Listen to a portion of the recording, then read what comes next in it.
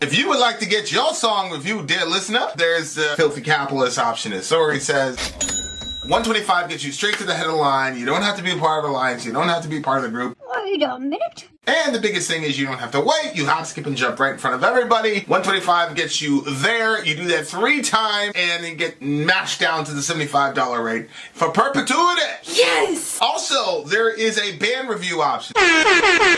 So if you've got a band and you're trying to get your band some exposure, hit me up at sori@gmail.com, and I'll show you the details about how to pull that off. You can also jump on Patreon, and there is a option on the tiers to be able to get your band reviewed. Yep. Obviously, we can't lie to you, so we can't guarantee a positive review. Get what you get. It's just rubbish. Rubbish. Rubbish. That's British for garbage. My favorite is the community option. $1 at the gate gets you in at Patreon. You get to join an alliance. The alliance joins their points together, and that helps determine what songs that we do. The alliances hang out on Discord. Message me on Patreon to get the link. And they do all kinds of other cool things. They do Minecraft, Dungeons and Dragons. Yeah. It's really a community within the community. Anybody can go in the village, facebook.com/Sori. There's 160,000+ people on the channel. What's cool about the Discord is that it offers a real opportunity for community connection, friendship, that type of thing. And it's on Discord, so if you're not a Facebook person, it's for you. You start off at $1. Right. Plus you get exclusives. Sori and I are working on a song. So the first 15 seconds of that was on Patreon. Also, at $15 tier and above, when we actually debut the video, they're going to be there live with us. There you are, dear listener. Buy our merch. Buy our merch and dig it, y'all shall lead them. To buy our merch. Yes, dear listener, yes, dear listener, yes, dear listener. A birthday beatdown is commenced. It's about to commence. It's about to commence. It's about to occur. All right, you guys. This is DJ Ben's birthday. Happy birthday. Gang shit, let's go. We have let's hear what he has to say to us. Dear, I'm just kidding. In the words of Smeagol, because it's my birthday and I wants it.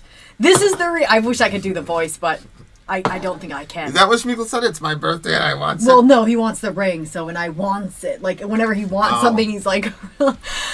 That is the reason for the stream tonight, says DJ Ben. It's not a birthday bash. It's not a birthday ball.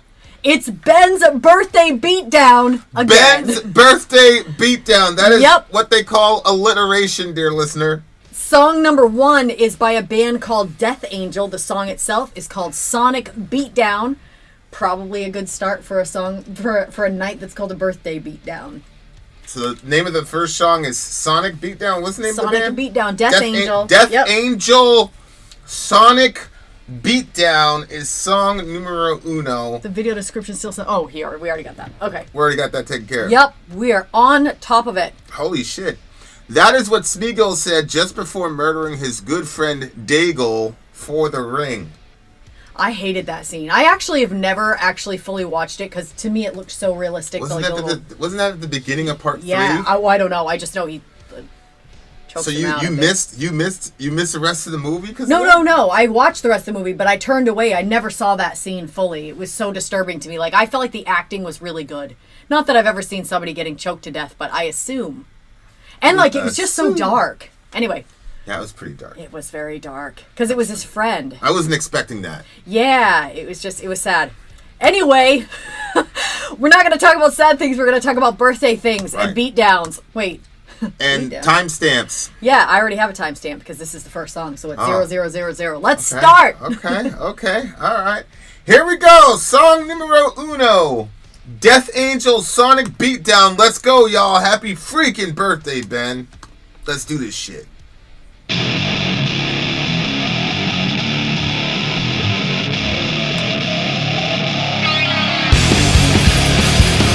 Okay.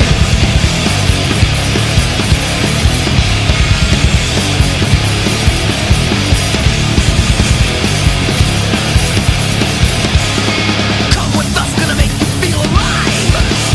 When the lights go down, feel the fire burn inside. She had a rough year, let's leave it in the dust.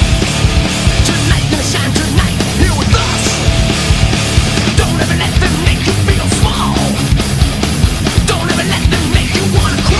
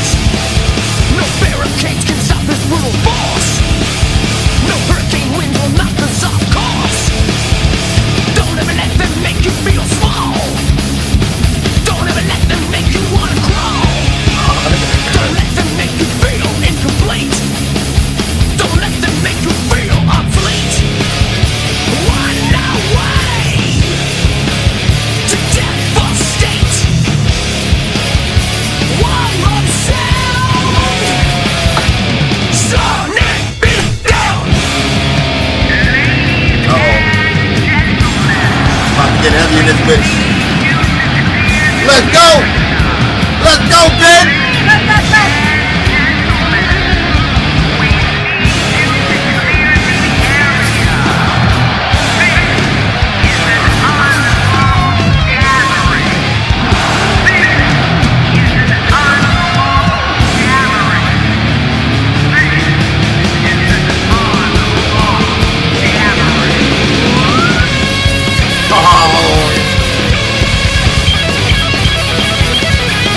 Got BC here.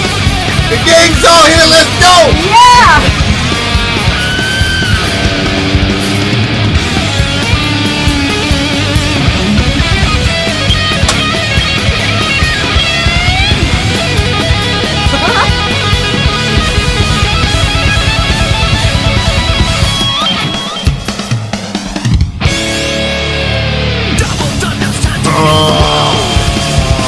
I'm gonna steal that.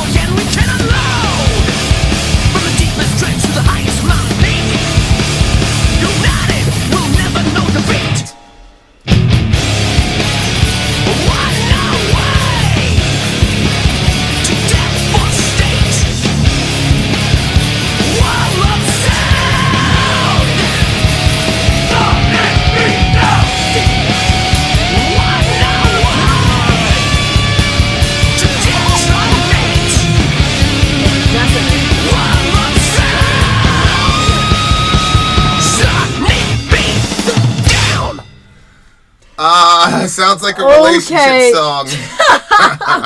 A Sonic Beatdown. Well, it sounds like a relationship yeah, song. Probably. Okay, first of all, this part, if this is done live, this must be really fun, like to be in like a mosh pit situation, 100%. especially this part. Ladies and gentlemen, we need you to clear the area. Ladies and gentlemen, we need you to clear the area. This is an unlawful gathering. Unlawful gathering? Is that what it says? Yeah, this is an unlawful gathering. That's so crazy to think that there are like some places where even here in America, they tried to do it to us during COVID. You couldn't be gathering with more than X amount of people. What do you mean they tried? They did. It was successful? Yeah, like you literally, like legit, like you couldn't do it. Like folks were literally getting jammed up, and that's why they did that whole thing in Michigan. It's just where they squared up with the governor because she had them on curfew while she was out there on a she was going all around to the barber. Wait, was she the one that was going to the barber shop? Yeah, she's going to barber, like her and AOC. You know the whole. She's like, let me book my appointment. All you plebes, stay home. Yeah, and then them dudes showed up at her place. I was like, holy shit. And Trump was like, you better let them play. He's like, you got to make a deal with them. And so I was like, holy hell. Okay. Well, don't fuck with some Michigan. People are more privileged than other people. That's what we see here. All right. It is Ben Bear's freaking birthday. Yep. Ben Bear is one of the most prominent DJs in our community. And it is his birthday. And like true Village fashion, he wants to spend at least a part of that day of birth celebration with you beautiful people of the Village. And by extension, us. This is what happens, dear listener. People tell you there's not a lot of good stuff in YouTube, but you can say, listen, there's this one channel, trust me, they're the greatest. They're the greatest. Steve Shouts in this bitch. Okay. All right, so I would put this in the Cowboys from Hell category. Yeah, I would too. Or this is where the band is bragging about what they're about. You see what I'm saying? Like this is who we are, type of thing. Yes, ish. The reason I say ish is because like Cowboys from was it Cowboys from Hell? Yeah. Yeah. That song to me was like, we alone are great. We are coming to slay your city. But this one, which I loved, I mean, don't get me wrong, that energy is very enjoyable to me. I find it very entertaining. I love that level of ego and like... mendacity. Yeah, I like that mendacity. Yeah. Although, I'm not so sure. Maybe if I lived in that town and, I'm just kidding. Okay, come with us. The reason I think it's a little bit different is because this one is like, it's involving everybody else to come in. Come with us. We're going to make you feel alive when the lights go down. Feel the burn inside. So you've had a rough year. Let's leave it in the dust. Tonight's going to shine. Tonight you're going to shine. Tonight here with us. Oh, it makes me emotional. I didn't expect that. But yeah, it like So this one's a little bit more inclusive than Cowboys from Hell. Cowboys from Hell was just listen. We're coming to slay your city. Just you know, leave literally. us your women and move out the way. It's just. But this one is like everybody. You know, have had a rough year. Everybody's had a rough year. Just come on down, step on by. Yeah, and we're gonna like enjoy this all together. And I agree. That's actually a pretty interesting nuance because a lot of these bands, like there seems to be like, especially with the old school bands, like everybody had a song where it was like, yo, this is who we are. I wish the newer bands would do that. There's your tea here and there's a water here. I wish the newer bands would do that. Like Lamb of God, if Lamb of God came out with we're Lamb of God and this is what we do. Yeah. I 100% agree. I wish every band had one of those. Yeah, songs. I think we're just too cool not to do that shit. You know what I'm saying? I guess. I think we're just too cool for school. I guess. I mean, I don't know. I don't think we should abandon the old ways. Some of them were kind of... Yeah, some of those old ways are kind of badass. I just don't know how you could do it in the modern era. I don't know. But you know what? This is the thing about the metal community that people don't like. If you're outside of the community, you just can't understand it. And it's one of like the best things about the metal community accepting you. Because like you're like the pinnacle of like what's not supposed to be in the metal community, but they accepted you because you were willing to learn, which I thought was really cool. Yep. And like that's really like there is metal elitism, obviously. Like, oh, you listen to these mainstream, you're not a true metalhead. But I mean, for the most part, metalheads will pretty much take you where you're at. Like I said, there are metal elitists, but most metalheads, if they see somebody that looks like a normie, but like understands like a band like Opeth or something like that, they get very excited, like and you get brought in. It's the metal community is a very. It's really a community designed for people on the outside. Mm-hmm.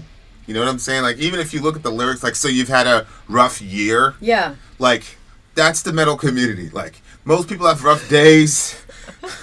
People talk about a rough patch. Right. The whole metal community. Metal community. It's the year. Had a rough year.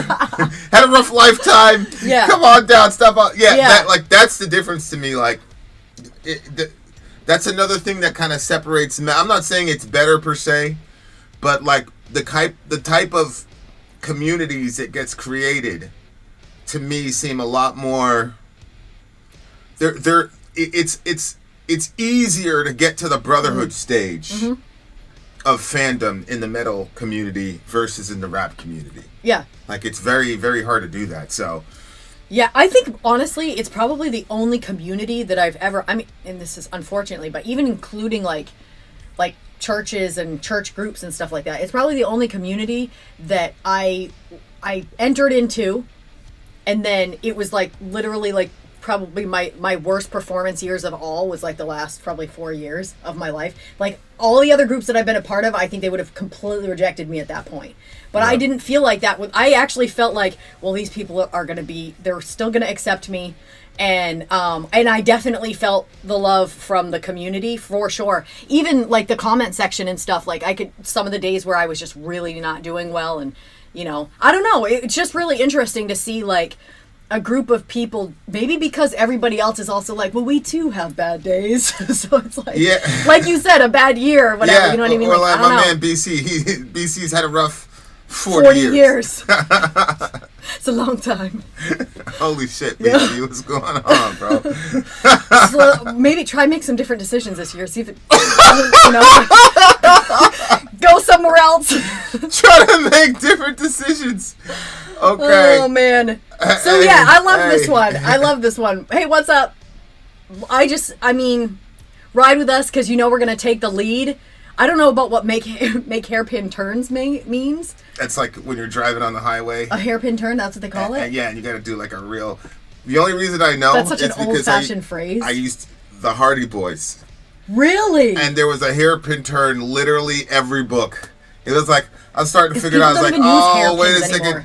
that guy who was like mysteriously hanging around the art gallery, the boys finally put together, you know what, I think this nigga stole the artwork. So the guy like, oh no, they figured me out. That was a square shape and then on he goes my and shirt. he takes like the $7,000, which apparently was a lot of money back in those days. This guy like put his whole life on the line for $7,000. Okay. But he takes the thing and he dumps it in the car, which is like ridiculous. And then off he goes, and there's like, oh no! And then the boys jumped in the car, and then they had to make I'm like, let me guess, they had to make a hairpin turn. Is that like a complete 180 basically? Yeah, it's when you're like, actually, you know what's funny? Yeah. When I was in Bible college, we got like really good at hairpins because you figured what was going to happen was you were probably going to meet a guy, you were going to be on the mission field, the middle of nowhere, and you were going to have to do what you could with what you had. And so like curling irons and all that stuff probably weren't going to be a thing. So you had like figured up ways to pull up your hair and twist it and then use the hairpins. But like literally the way that you use the hairpins, you slide it in and then it's literally a complete twist and then back the same direction. So I see where they're coming from. the hairpin turn is also known as the switchback. Yeah. Switchback. So like, yeah, the Hardy Boys, like everywhere they went, oh, championship guaranteed. The guy had to make a hairpin turn. Oh. Really? Yeah, oh, Every the guy book he stole the lumber for the fire. Hey, what's going on here? Hairpin turn. They got a car. Yeah, hairpin turn. Nothing but the Hardy Boys, the hairpin turns. But you know I about actually never read the Hardy Boys. What do you mean? I'm surprised they haven't turned that into a show yet. They Make haven't? one of them trans or something. Yeah. No, I'm dead ass serious because it's like 3 boys. Right. You could cover everything. One of them could be like, "Oh shit, mom cheated on dad. You're half black." So we could have a half black Hardy Boy. Then we could have an LGBT Hardy Boy. I also my pee, babe. And they could solve all the crime. Wait a second, it was Johnny that voted for Trump. That would be. That's why you had that perpetual tan. You get arrested and shit. They throw you in jail. Oh my word. Okay. But like. The song is, I think it's just about, like, on our way to devastate Wall of Sound, Sonic Beatdown. And then it's Don't Let Them Make You Feel Small, which Yep. I think is a really important, because, and like, I listen to everything, right? So I'm more inclined to listen to long periods of opposition or people that don't think like me. 100%. That is true. And so it's like there is a level where like the whole woke thing is just like it's like way farther than it needs to be. And what I define woke as is taking a legitimate social issue and then stretching it to credulity. Right? Mm-hmm. So that the act of stretching something beyond credulity, that's what I'm calling wokeness. So it's like one example of this would be if you don't call me by my pronouns, blah, blah, blah, blah, blah should happen to you. If you don't address me by my proper pronouns, you should be fired, you should be this, you should be that. That one that was just playing where they said that they were going to scoop your brains out with a spoon. What Yeah, was that one was like on the extreme Obviously sides. extreme, It but was the why? extreme. Was that because was the pronouns issue? Yeah, it was a pronoun thing, and he wanted to murder you if you didn't get their pronouns right. But I'm just using that as an example. Mm-hmm. But like, or even in the black community, it's like, you get triggered because whatever, somebody talks about Martin Luther King's, sex life or whatever. Now you get triggered and you're having a meltdown. And then the person that made you feel upset for bringing up what Dr. King did, that person is the bad guy and blah, blah, blah, blah, blah. Like that, the message to outsiders or marginalized people that's given right now is like you're made out of wax, and the way to overcome that is not to create strength in the person or in the marginalized individual, but to get everybody in the surrounding community to coddle this person. And coddling to me is not always negative. Right? Like you need to coddle babies. Like you should do that. And if you don't, you're a horrible person. But like coddling people in their victimhood, but never empowering them to overcome it. Yeah, exactly. Right? And so then you have cancel culture and things like that. And the point of that is I don't think that they're like I do believe that there are bad actors at the governmental level that purposely understand how psychology and how people work. But for the most part, I think at the ground level, your normal over woke person is just a person trying to be nice to everybody. Like, I don't think they're trying to do anything. Yeah. But unfortunately, what ends up happening is people start getting socialized around their victimization, and in order to live in that kind of world, everybody around you has to treat you a certain way. I think this methodology is better. Yeah. Is to say, don't let them make you feel small. Yeah, I agree. Because I don't need a trigger warning. This is a thing that a lot of like new school, social justice, and I don't mean social justice warrior in a pejorative sense, but if you're 19 and 20 years old, you've never lived in a world without the internet, like specifically without social media internet. So it's not about like, oh, you have to go touch the grass. It's you guys are coming up in a completely different paradigm than we came out with.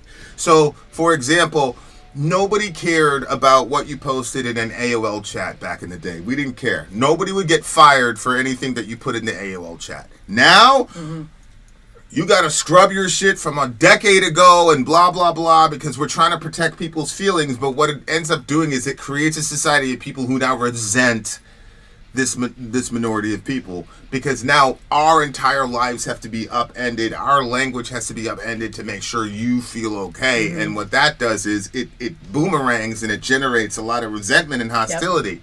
And then I think go ahead. But whereas back in the day, like being the only black kid in Maine, for example, in the late 80s, like you could do the math. I always tell the story. I came home, first day in an American school. I was a Jamaican immigrant. I said, Mom, what's a nigger? She said, oh, don't worry about that. That's what the white kids say when they're afraid of you. She said, somebody call you? I was like, yeah. She said, all right, next time you see him, just hit him in the mouth. I was like, oh, for real? She's like, yeah, just hit him in the mouth. And then he'll know that not to cross the line or whatever. And like, to this day, that term doesn't affect me. I don't care about it.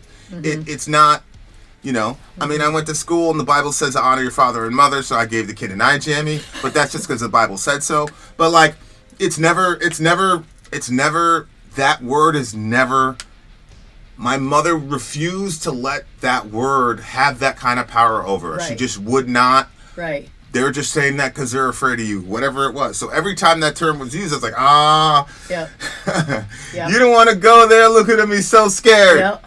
See what I'm saying? Yeah. And so like that methodology of dealing with trolls or racists or cishet white male, whatever, like whatever the boogeyman is, like that was way more empowering, and it just completely took all the venom out of the bite, because like if you're calling somebody some name that they're supposed to react to and they're like, you're scared, come over here. You see what I'm saying? Like, it's like, what's the point of saying it? You see what I'm saying? Yeah. So like back in the day, that's what our parents used to tell us. They would not go to the school and have a fucking parent-teacher conference that now the entire school has to, adapt to me. We've got a black kid in the school, so now we're going to... And this is what's happening with trans kids. So it's like they'll call a PTA and all this, and they'll have to talk about how to deal with this one kid. Now the kid's going into school.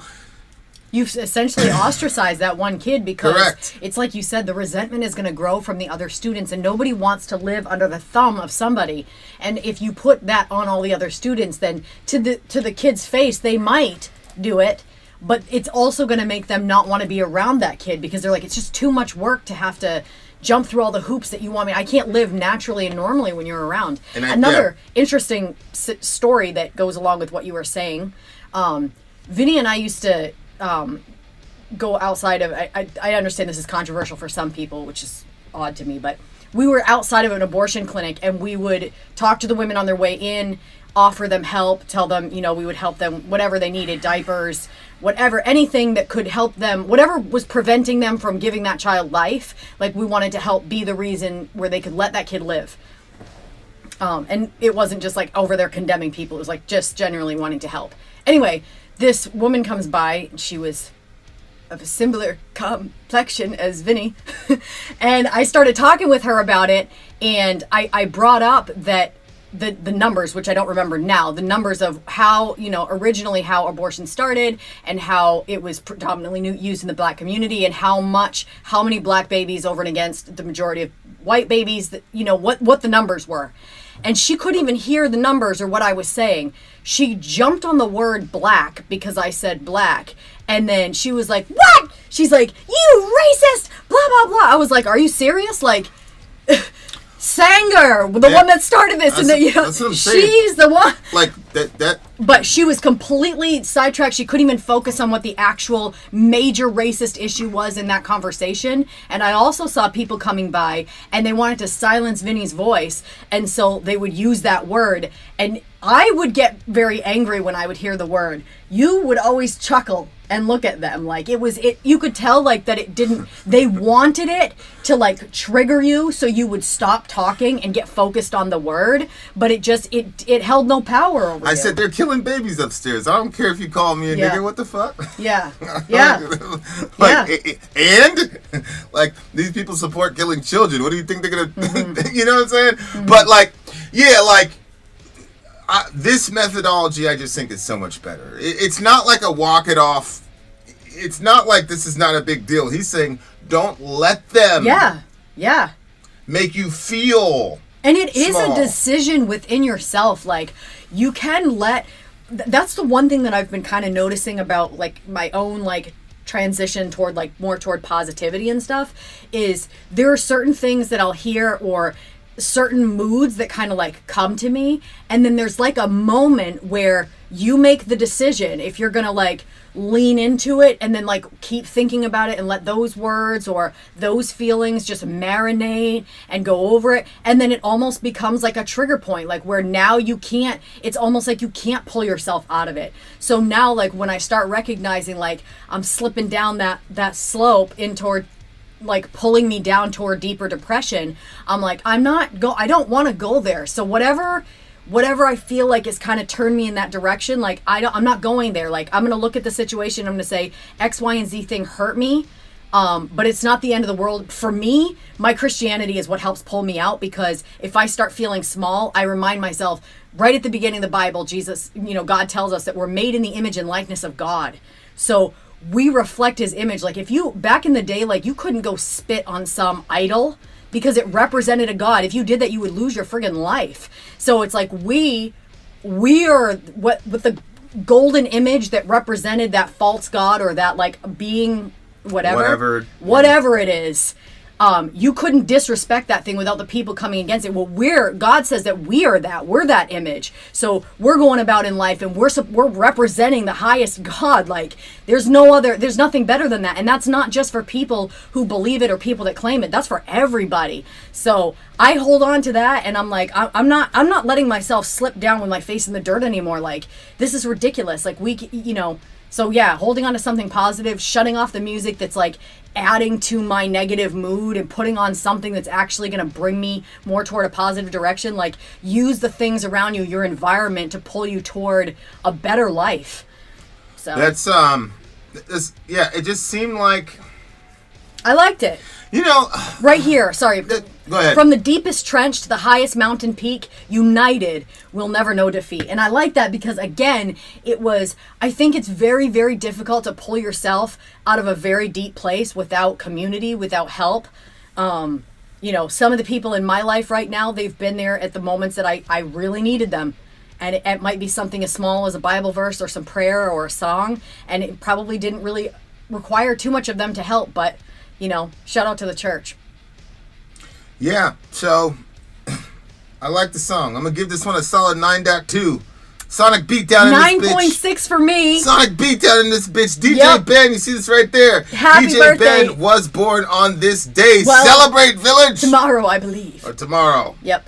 Dream Theater, Stream of Consciousness is up next. So come right back or stay where you are or whatever. Then out. Sorry out. Down.